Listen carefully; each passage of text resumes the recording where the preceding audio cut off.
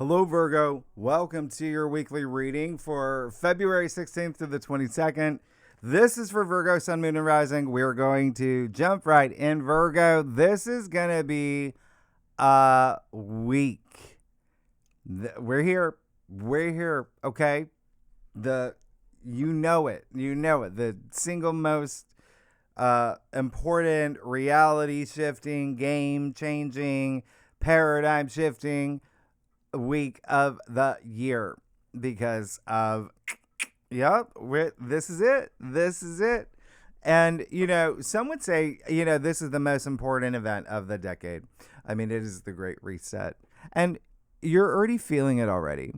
You're feeling it already. You've been feeling it since January, but and we'll talk about it later, but look at what else is happening. We got the first eclipse of the year as well, which is another reset. So you have 2 back-to-back resets in 1 week. Are you joking me? This is pretty insane. But when I see what's going on for you, Virgo, this is gonna be a week that you probably just never, this is gonna be a week that you're gonna remember. You're gonna remember a year from now, 5 years from now.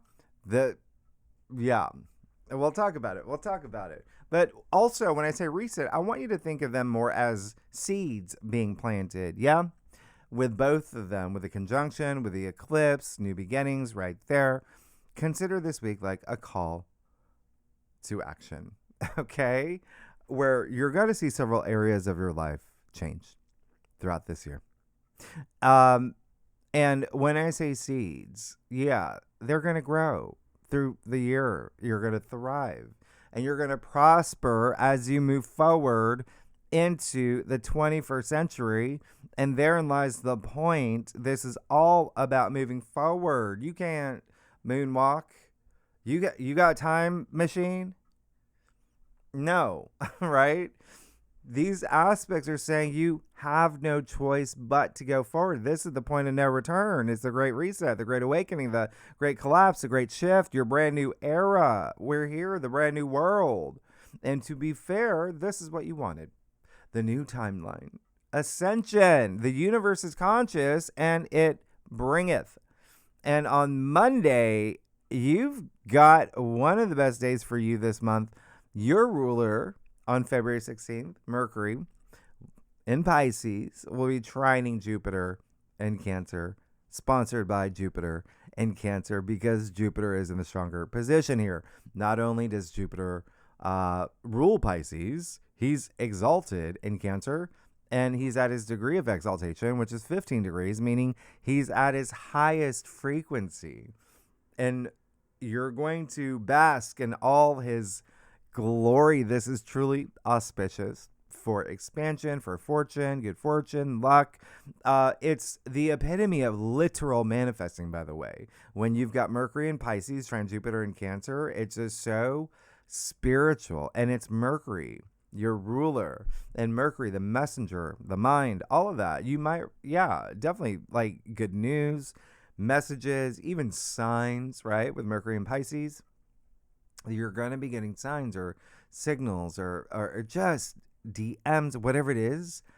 It's going to be really, really nice. And a lot of what you experience this day can be inward. Remember, Jupiter is retrograde. So there's a lot of emphasis on emotional growth. And, you asking, how can I feel more nurtured, or how can I, nurture more? How can I become more wiser, forgive and forget, help, heal others? It's very selfless, compassionate, karmic energy. Your faith could be really locked in, as in you will have something to believe in. I mean, this is strong. It's really strong. And for you, I mean, remember, Jupiter in Cancer, that's your 11th house. And so the 11th house is your aspirations, it's your future goals, but it's also your, support system. It's your friendships, it's groups and organizations that you belong to, it's networking. And then Pisces is your opposite sign. So you got Mercury, your ruler, in your 7th house of relationships and partnerships. And so, with everything that's actually happening for you, it just looks really good. There could be, a contract being signed.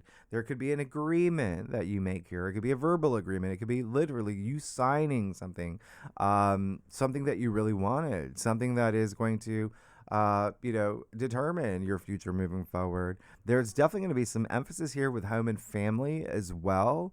Your nurturing side really kicking in. But even just so many great things with friendships. A friend could turn into a business partner, or even more than that. I mean, but there's also, 7th house is love, it's marriage, right? And there's so many great things that are possible this day. So it is a great day to be inspired, yeah, and also to make someone's day, to, I don't know, compliment someone, raise frequencies. Like, this is a small act of kindness, goes a long way, and this is that aspect. So I really like this for you. And it is going to be if you're a cross watcher, if you watch for your rising sign or your moon, it will be the water signs. Cancer, Scorpio, Pisces that feel this the most. If you have any planets 13 to 17 degrees in any of those signs in your natal chart, this planets will be aspected. You will really feel this. And, I'm throwing you in there too, Virgo. Mercury is your ruler. Now, Tuesday, February 17th, here we are. We have the new moon, ring of fire, annular solar eclipse in Aquarius, 29 degrees. This is going to happen around 7 a.m. Eastern Standard Time, my time. That's New York City time. Listen, it's at a very late degree on the very last day of Aquarius season. This is a true ending, true beginning. This is a new storyline playing out for you. So it really does have to do with, Aquarius, again, is humanity, the humanitarian. It's connecting with others. It is, your groups and organizations. That's what Aquarius rules. But Aquarius is, rules your 6th house. That's your home. And so it's very interesting. It just looks like throughout this week, you are going to be connecting with others. It's all about your network. It's all about your community with this eclipse, your audience as well. It could be your colleagues, employees. The 6th house is also work. It's also, there's a sense of like service to others, right? That's what you're known for. So there could be something here with hospitality, the hospitality industry. But remember, this is developing this new storyline for you for the next few years, okay? And, for 18-ish months. But you're obviously going to feel the biggest impact here and the rest of February, but also this summer when the North Node moves into Aquarius. Yeah? Now, Aquarius energy is big. And also 6th house is also health. It's, your lifestyle. There could be something here with your health habits or maybe a new direction you're going with health matters. So just keep that in mind. But here's the thing. Aquarius eclipses they're in a league of their own, right? They deserve their own parking space. Their eclipses, as you know, bring sudden change. They are wild cards. They bring the unexpected. They're unpredictable. They're fated, right? Now, Aquarius energy is revolutionary and rebellious and breaking free. So there is this sense of this fated acceleration of change with this eclipse. So expect radical change into your future, and not just because of this eclipse, and not just because Saturn, Aquarius's ruler, just moved into Aries and still at 0 degrees, but this eclipse is squaring Uranus, Aquarius's modern ruler. Yeah? So, who just went direct, who was discovered in 1781 in the era of revolution. So, there can be a little bit of a shakeup here. There can be some disruption. There could be a little bit of a wake-up call, especially with, again, friendships, possibly a community, organization, even health matters as well. Uranus and Taurus, that is your ninth house. So there could be something here where you may have to, take a long trip. There may be, even you just may be going on a, really long trip. Maybe something like spiritual, like a wellness resort. There may be something here with legal matters, okay? The ninth house is, the courts, law. But there just may be something here that is just it is more of a, when I say wake up call or an awakening, it could be like more of like a spiritual awakening because it is the ninth house. And the ninth house is, wisdom, inner wisdom. It is very spiritual. But this is, again, at such a late degree, it's really potent. And I want to remind you that with eclipses, sure, it's a new moon solar eclipse, but you don't really set intentions during eclipses. They just do their own thing. They have the energy of Aquarius and Uranus. Like they're unpredictable. They march to their own drumbeat. But here's the thing. In a way, the square to Uranus, it almost comes to your benefit. It's like a blessing in disguise because it gives you a level of power to be the change. Yeah? I mean, Uranus is innovation and freedom and progress. And this is an opportunity for you to be forward thinking and innovative, to have your breakthrough, your personal evolution.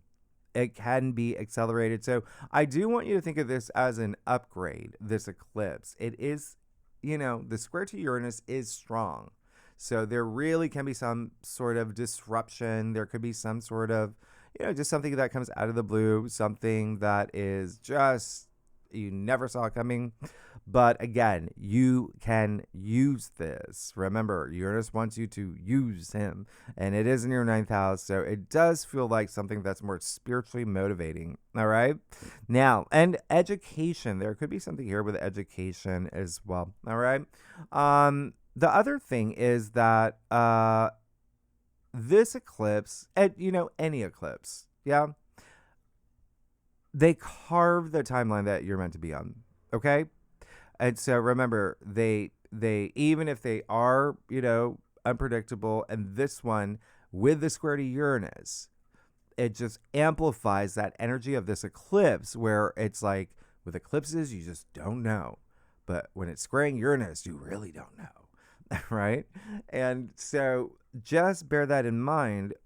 No matter what, it's still putting you on the path that you need to be on. And with this eclipse, like any eclipse, it's saying you can't go back to who you were. And you've probably noticed that you've been going through changes. You've been going through a lot of changes, Virgo. Your life has been transforming. Okay? Remember, Pluto's still in Aquarius too. Pluto, the planet of death and rebirth, and your evolution, in the sign of evolution. You're evolving, all right? And you're going to do a lot more of that very soon, okay? If you want to think about what happened for you with the last solar eclipse in Aquarius, think back to February 15th, 2018, all right? Think about what happened around that time. Give it a month, up to a month after February 18th or 15th, 2018. And again, a lot of it may have to do with work. Yeah, work, your daily routines. Some of y'all could have gotten a pet around that time, or maybe getting one this time around. And it's some family, but travel is in the mix. And the other thing is, remember, eclipses come in pairs. We have an eclipse in your sign. Yeah, March 3rd. It's a lunar eclipse. And it does correspond to the new moon solar eclipse that happened in your sign in September. So when I say you're going through changes, you're really going through changes. We'll talk about it when we get to March. It will be the air signs, Gemini, Libra, Aquarius. I'm throwing in Taurus, Leo, and Scorpio as well. All the fixed signs really feel this eclipse the most. If you have any planets 26 to 0 degrees in any of the fixed signs, well, any of the signs, but really, again, the fixed signs will really feel this. And this is the official day of the year of the fire horse too. Yeah. Which I'm gonna do a live stream. I'll do it closer to these days, but my current energies live streams. We'll talk more about it and a couple other things here too. But on the same day, you do have Venus conjunct the North Node in Pisces at 8 degrees. Like what? This is amazing. And if you remember from your monthly forecast or February forecast, I did say eclipses, they have an element of karma, as do the nodes of fate, as does Saturn, the planet of karma that's in Aries. So you've got this convergence that's really spelling out this destined path for you. And Venus, as you know, is exalted in Pisces. It's super spiritual and harmonic, and it's just something's just going to click. Something's going to feel destined here when it comes to relationships and money, and maybe even like a creative project, a creative path, or something with your values. This is the North Node. This is, right place, right time energy. You might meet someone. You could have a big epiphany. Pisces is your opposite sign. So this is in your 7th house of love and marriage and relationships. And again, partnerships. If you're, here for work or career, I mean, it could be business partner. There could be something you're signing. It's the union. There's, agreement here. Diplomacy. This is just really, really nice. It's very cosmic. It's very divine. It's that wink from the universe. And so you're really, really going to feel this. Yeah. You're also going to feel, and by the way, like Saturn conjunct Neptune, remember, you're already feeling that. Yeah. This is just the day they perfect at 0 degrees. So they're already in Aries. And then you really will start feeling this as early as Monday, as well as the eclipse. You may start feeling that as well. Because you're already we're already in Aquarius season. You've already had those conjunctions. You already had a lot of activity there in your 6th house, and quite possibly a lot of movement with writing projects, communication. You could have already signed a contract in the past few weeks. There may have been something with siblings, family. Again, like I said. But anyway, it's going to be the water signs that feel this the most. And if you have any planets 6 to 10 degrees in any of the water signs, okay, Cancer, Scorpio, Pisces, you're going to love this. Now, Wednesday, February 18th, we move into Pisces season. So Pisces, remember, is the 2 fish, yeah? One going upstream to the spiritual, one going downstream to the material. So even though there's a, duality, there is this high level of enlightenment in your physical world, right? But you have to see the big picture here. You've got your ruler, Mercury, you have Venus, you have the North Node, and you have the moon in Pisces joining the sun this day. That is a lot of dreamer energy, but also a lot of emphasis in love and marriage and relationships and partnerships. And it could be even personal relationships as well. The 7th house takes 2 to tango here, right? Now, this is Pisces energy. Again, very, very dreamer energy, very spiritual. Intuitive energy, right? You could have this really big gut feeling around this time with anything that I mentioned, but more importantly, you may have this feeling that something feels off. And that's because Saturn and Neptune are no longer here. They're gone. Saturn was here for 2.5 years, testing you in relationships and marriage and, contracts, everything that's 7th house. And then Neptune was here for 14 years. They're gone. We've moved into the new era. Yeah. And so it may feel, you're adjusting to it. It's like when your kids go off to college and the house is quiet and you knew this moment would come, but you didn't know what it would feel like because you never experienced it. And that's life, right? Change is the only constant in this world, but sometimes we do want to delay it. We want to control it. We want to, defy it. We want to fight it. We want to deny it until we realize change is a force of its own, like time and space and Twinkies. But here's the thing. You have to decide am I going upstream or downstream? Or will I accept the duality?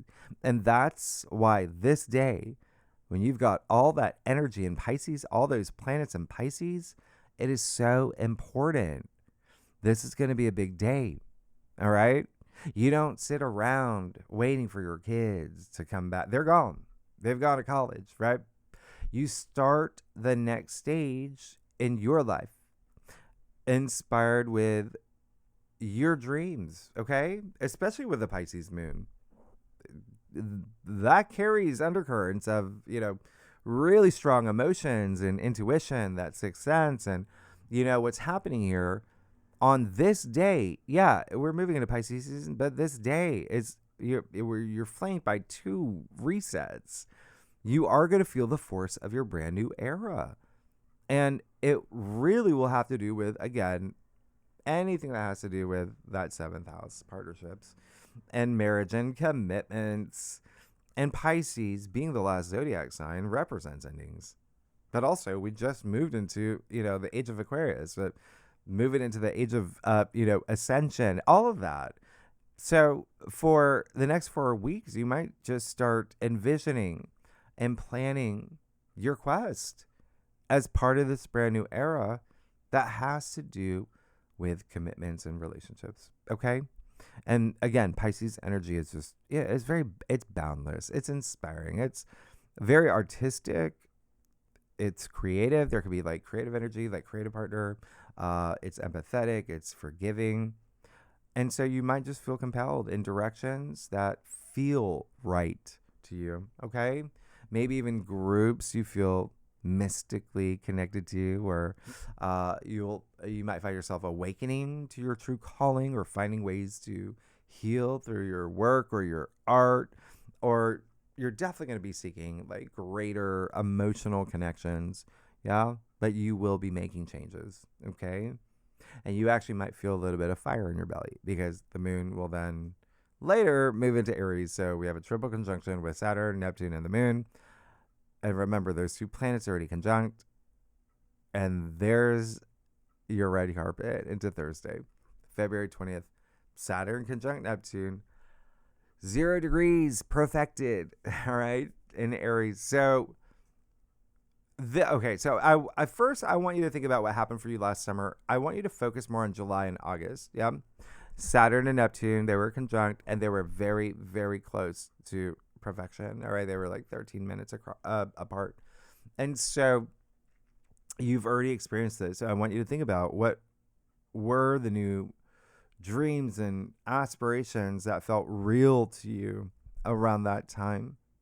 Where did you feel a surge of confidence, especially in leadership or new business or projects?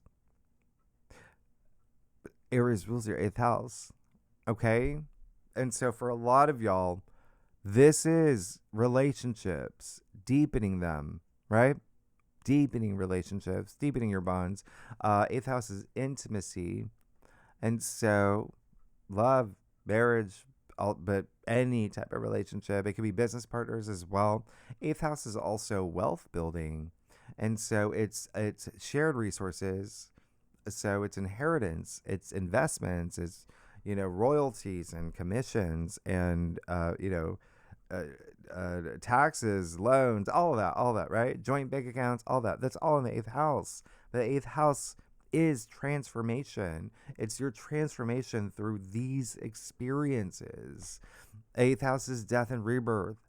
And so the fact that you have a reset, you have 2 resets, one of them is in your 8th house of basically reset, death and rebirth and transformation and regeneration. Do you see how you, Virgo, out of all the signs, you're up there, as in your life really will be changing. Really, really, really, really, really will be changing. Okay. And the 8th house, it's deep. It's deep. Remember, it's Pluto's home. And there is a sense of mystery in the 8th house because Pluto is the ruler of the underworld. Remember, there's no limit to the depths here. And so it is a very highly intuitive place. So, anyway, just think relationships, money, and your transformation. Now, you may have also asked yourself, I mean, in this area of your life, what were you really willing to fight for? Okay? You may start feeling that again because that is Saturn and Neptune conjunct. Now, I will talk about Saturn and Neptune conjunct here in Aries in that live stream that I'll do. The current energies, the one I do every month. Because there's just so much more to it. You could do like a 20-hour video, but I'll leave the one that I did at the end of this video. If you haven't seen it, there's everything you need to know. Okay, how these planets have only conjuncted in Aries 6 times in recorded history. I mean, that's how rare it is, but never at 0 degrees. But anyway, I'll leave it at the like, and what you can expect for your sign. It's a 6-hour video. There's a good chunk of what you can expect for you, Virgo. I'll leave it at the end of this video, but this aspect is the reason why you're seeing those dramatic headlines and thumbnails, the old world collapsing, the earth splitting, 5D, 6D, all of that. That's this. This is a testament, okay, to this generational aspect, these outer planets, right? That when they get together like this, they indicate the end of an era and the rise of a new narrative, a new reality. And this one, for the next 36 years, everything is cyclical. But again, what makes this once a lifetime is that humanity has never experienced it at 0 degrees Aries, the world axis, the Great Reset. The very first degree and the very first sign that rules your identity. And courage and action. And so all of that's going to change for you. It is in your 8th house of change. This is going to be a big moment for you, okay? And it can be you that you're focusing on. Aries has a strong sense of independence. So you and the changes that you're going, possibly in a current relationship, possibly in a new relationship, there will be a new you, all right? With the relationship, with your approach to it, with all of that, especially with making money and savings and investing and all of that. That's part of the 8th house, all right? So this is you putting in that effort to stabilize your path forward, and that is the key word, stabilize, okay? Because Saturn is structure and boundaries and reality, and Neptune, very spiritual, is your dreams and your ideals. And these planets are so different. There is a level of commitment required of you for Saturn to turn your dreams into reality, and Neptune requires compassion and faith to make your reality transcendent. Like, this is real alchemy. It is up to you to make it work, to trust in the unknown. And for you, Virgo, more than any sign, it's your 8th house. I just told you it's deep. The 8th house is really deep. And so this is all for you to trust your intuition, to become that spiritual warrior, that visionary leader. Otherwise, everything can dissolve. That's Neptune. Everything can collapse. That's Saturn. So I want you to think of Saturn as your blueprint, okay? And Neptune is your vision. You are the architect. You create your reality, all right? You're going to have to discern what's real and what's fantasy. Am I chasing a dream, or am I creating one that's built to last? Saturn and Neptune will let you know, because this is the Great Awakening. And it's not one day. Remember, it's a process, but it is non-negotiable. Out with the old, in with the new. You're having the shift that you deserve the brand new you in this brand new world, brave new world, especially with this Aries energy. This is going to be a really big time for you because what's happening is, again, you remember you're moving into Pisces season. There's going to be a lot of activity, a lot of aspects in Pisces. That's your opposite sign, relationships and partnerships, agreements, love, marriage, contract. That's all part of that. Okay. That's this, Pisces season package for you. But now you have Saturn, Neptune conjuncting in Aries in your eighth. That has to do with relationships and commitments and partnerships too. So do you see how there's going to be a strong emphasis here for you? And Saturn natively rules your fifth. And so, oh yeah, it brings in, true love and romance. The fifth house is joy and pleasure. And so there is this structure being you're gonna feel it, all right, with family and children and, sex. And you've got the two houses, the fifth and the eighth, intimacy and romance just activated for the next 2 years. Just to let you know, a lot of y'all having babies. Congratulations. And it will be the cardinal signs, Aries, Cancer, Libra, Capricorn, who are going to feel Saturn conjunct Neptune the most. I'm throwing in Aquarius too. If you have any planets 0 to 3 degrees in any of the cardinal signs that I just mentioned, you will feel this strongly. All right. And then, and you're going to also have I want you to have some fun with this. This is, your fifth house. The fifth house is also like hobbies and recreation. It's nice. And by the way, when I say back-to-back resets, again, just please see them as seeds, that are going to germinate and grow all year as long as you be the change and, put in the work that Saturn is going to require and believe in yourself. What Neptune wants. Let's get started. Let's see what's going on for you. Okay. Virgo, for February 16th to the 22nd. Virgo, sun, moon, and rising. Virgo, you crack me up. Okay, yep. All right. Thank you. Virgo, how are y'all doing? I do a traditional Celtic cross spread. Offers the best overview, especially for a weekly reading. If we need to pull clarifiers, we will. Virgo, you're amazing. I know I'm losing my voice. I'm trying to, but yeah, just remember what you have an eclipse in your sign. Okay. First week of March. So you're going to start feeling that. It's a total lunar eclipse. And actually, it is going to be like visible in the US. We'll talk about it in March. Let's get started. You're good. Just don't mess with me. Don't mess with me. Who do you get here? Who do you get? You're going to get these people. You're going to get these people. I don't know.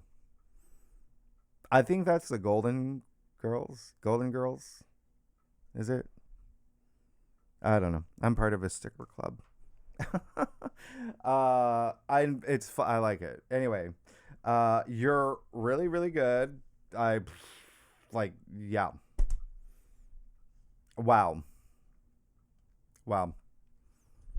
Oh, wow. Okay. So King of Pentacles, good for you. Good for you. Own it. Move into this week. Owning it. Knowing what you want. I mean, this is confidence. But it's also like, the King of Pentacles is so just, he is someone who is very grounded. Very practical with his money, with life. You see his hand over the pentacle here. That's ownership. He holds that golden scepter. Only 2 people in tarot have that. Anything he touches turns to gold. You see how he's integrated into his wealth? You can't distinguish his robe from the harvest. This is immersed in the wealth. And the wealth comes in so many forms. Remember, Pentacles are also your physical realm, your physical reality. Yeah. So you're you're good. You're really great. And I think that a lot of y'all are gonna feel just again what Saturn and Neptune and Aries really asks of you is that courage, that boldness, that, in a sense, me first. Yeah, Aries is the I am of the zodiac. It's the first sign. There is that energy there. And so it being in your eighth house, there is an intensity with that eighth house. But at the same time, eighth house is, what did I say? Building wealth. So that could be something that is just, you are ready for it. It's also like legacy too. So yeah, you're gonna have some changes. You're gonna have some big career moments when you get to April, like big. Like, I'm not saying that you're having it now, but big. And then you have the Three of Cups. There you go. I mean, wow. You listen. Here's the thing. There's a sense of you providing for others. Okay. And that may be something that may be a big theme for you as you move into this week, especially when you kick off this week with Mercury trine Jupiter, right? There's a sense of, being mindful of others. Like I said, compliment someone, make someone's day, like all of that. There is a sense of like, I want to take care of others too. And then you've got that Three of Cups. I mean, it's this high frequency that brings you to this moment with the Three of Cups and the heart of your spread. I think that's very special because Three of Cups, if you are a cross watcher, whoa, it has come out. I've like more than like pretty much for almost half the signs so far. And this is a card where 3 being a vibration of the Empress is all about creation. And so for you, again, this is a week where it's out with the old and with the new. It's 2 resets. It's 2 new starting points. There you go. There you go. Right here with the 3 of Cups. And you can see the 3 sisters here celebrating.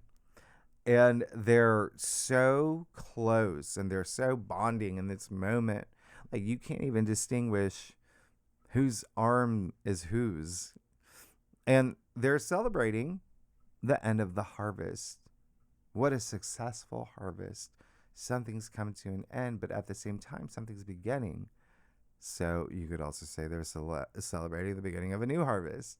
But there's something new here, something to toast, something to get excited about that you're moving into, something to celebrate with people in your life. Yeah, it feels really good. This is really great. You have the Chariot in your challenge area. Well, 2 things here. One, be open to the different opportunities that you may have and trust your intuition in terms of which direction to go. Remember, you're the one who's in control, right? You create your reality. The other thing is that there may be someone in your life who could feel like a bottleneck, who could feel like they're a little, like, it just feels like they're getting like loose cannon energy. So just keep that in mind, all right? There may be a conversation that you need to have. There may be someone who is kind of in your way, all right? And it could be someone that is family. It could be colleagues. It could be a friend. Whatever it is, always be diplomatic. Always be the best person in the situation. The other thing is there may be a little bit of, are you traveling? You are, right? Oh yeah, with a Aquarius eclipse that's going to square Uranus and Taurus in your 9th. Remember, that is travel. Pluto's not really having any. Well, you could they're just be mindful. There may be some delays. Remember, Mercury is in shadow. Mercury will go retrograde next week. All right. Okay. Two of Pentacles and your crown. Another card, just oddly, everyone's getting the Two of Pentacles and the Three of Cups. Well, not everybody. I'd say like so far half. Yeah, there's going to be a decision that you're going to make. And it could be like between jobs. It could be like this one, that one. It could be with money matters as well. It is the Pentacles. It does feel like there's just a little bit more emphasis on prioritizing one thing over the other. That's really all it is. But the thing is, when you see what's happening here, yeah, it feels like there's something new, okay? That with the Two of Pentacles, it's almost like something new that you're working with here, okay? Like you've never done this before. And so it's just really just kind of like acclimating and making sure everything's just balanced, right? You don't want to this card is one of the most imbalanced cards in tarot. And so you don't want to like be imbalanced as you move forward. You want everything, and you're a Virgo, right? And so the second thing is like, yes, you want to make sure that you're not in a place where you're just kind of stuck in one place and you're just juggling like the juggler. What do I do? What do I do? Trust your intuition and make the decision that's right for you. The world and the root of your spread. Like you're ready for it. You're ready for the change. You feel it. I mean, you have the world. It's the end of the Fool's Journey, the end of the Major Arcana. Like you're ready to go. You're ready to go. And again, just be very proud of yourself. I feel like that is something like you have so much joy, right? You can see the dancing figure here, dancing for a reason. She made it to the end of this really long journey that had highs and lows and, dualities and like all of that. So you're going to be great. You're great. You're good. This is such a big signal in the root of your spread, indicating you are ready for this big change, big transformation. And with that Six of Wands in your future, that's amazing. That's eminence. You're rising above. This is honors. It's achievements. It's success.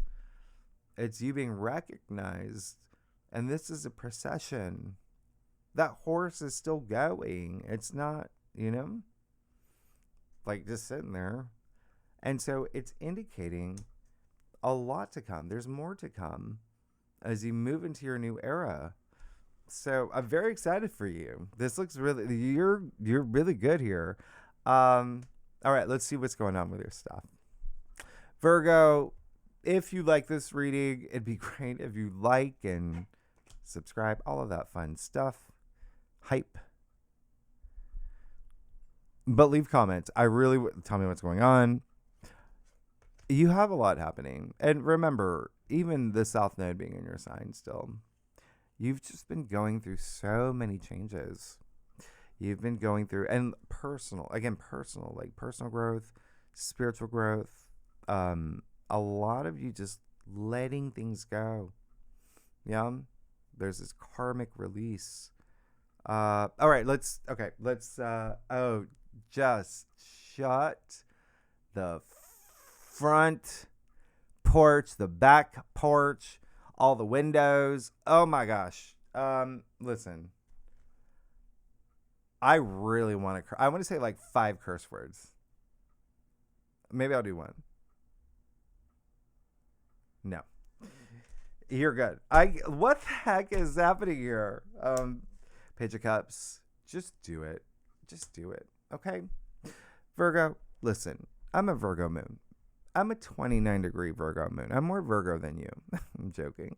My mom's a Virgo. As you know, Ruby's a Virgo. I got a lot of Virgos in my life. I get it. Okay? Virgos are known to, there's that perfectionist energy and very analytical, etc., etc., etc. I want you to really take advantage of Pisces season, which again is more dreamy. It's more malleable. It's, you know what I mean? Like, with the Page of Cups, this is dreamer. He is a dreamer. You even see the fish, right? Popping out of the cup. He's talking to a fish. This is creativity. This is imagination. But this is just someone who wants to just follow his bliss. And I want you to do that. Okay? You've gone through a lot. You've been going through a lot. So I want you to have this moment. I want you to follow your bliss and trust your intuition, though, as you move forward. Okay? Treat yourself. You got the Two of Cups. What? I can't. Remember, what did I say earlier? Everything is centered around relationships, partnerships, love and marriage, meeting someone new, falling in love, your fifth house activated, that soulmate energy. You have Venus, the planet of love, conjuncting the North Node, your destiny, your, mission statement, your future, and your seventh house of love and marriage and relationships. You have Saturn conjunct Neptune and Aries that you're already feeling in your eighth house, which is, deepening relationships, like I said, intimacy. So this is amazing. And remember, if you're not here for love or relationships, this can be a business partner. This is you forming a business alliance, or, this is also, it could be, platonic. But there's great passion here. And there's something here that's healing. There's something here. It's just the beginning of this new journey. Sharing, opening yourself up to someone else. And a lot of y'all really want that too. And then that's just amazing. You've got the Two of Swords here.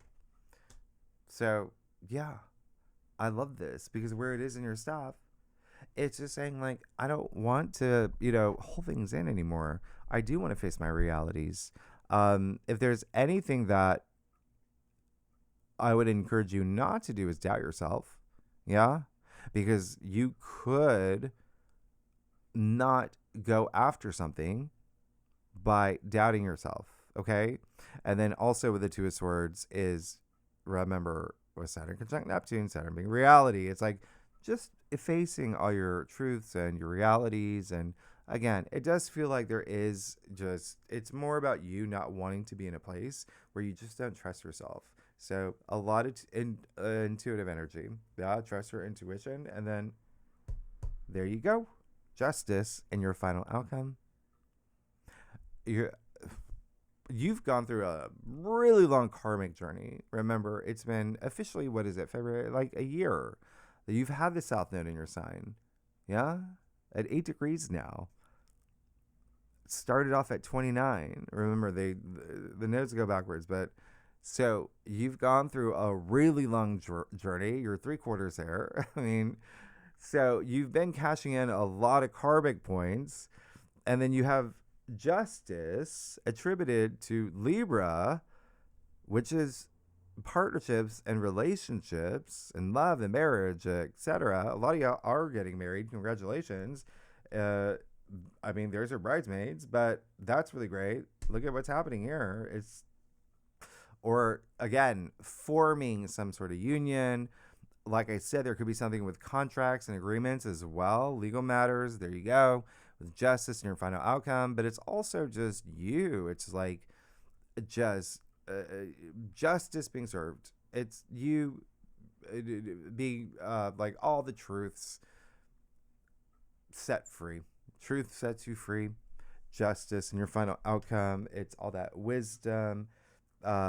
You're really good here. In fact, what's really interesting is you do have justice. You have the Two of Swords, which is Moon in Libra, and then you have that Two of Cups. So you have a lot of things, referring to or indicating relationships and partnerships in your staff. Even with that Page of Cups, it could be this, he does wear his heart on his sleeve. It may be something if you are seeking romance or love. I mean, it's there, but again, it could be all business, business casual.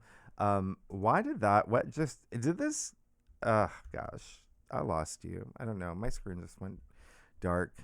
Anyway, Virgo, there you are. There you are. You're good. You're fine. You're good. This is gonna be a great week for you. I think the other thing is that there may be something, like I said, with the courts, but I think that in the end, if you are at a point this week where you're asking yourself, am I doing the right thing? Are you being your authentic self? Then yes. Are you full of self-love? Then yes. Are you vibrating at a high frequency? Are you following your intuition? Are you connecting with your intuition? Then yes. All right. You're good. Everything here is just great. And I think the last thing I'm going to point out is that, yeah, you got these 3 twos. 2, 2, 2. Yep. Yep. Even justice. I mean, sure, 11, but 2. Very interesting. Very interesting. It really is just saying you're on the verge of something new. Yeah. A lot of y'all are going to be, it's almost like a lot of you have already moved into it. Anyway, Virgo, oh my gosh, I'm going to let you go. Oh gosh. Okay. So, yeah, second spread for the bonus spread. We're going to do 2 spreads. I'm going to look at the eclipse. We're going to do a spread just on the eclipse for you. And then on Saturn conjunct Neptune in your 8th. All right. So tier 3 members, really good and legendary members. You know where to find the link. Anyone's welcome to join. Virgo, y'all are amazing. If you like this reading, it'd be great if you subscribe, comments, and I will see you next week. Bye-bye.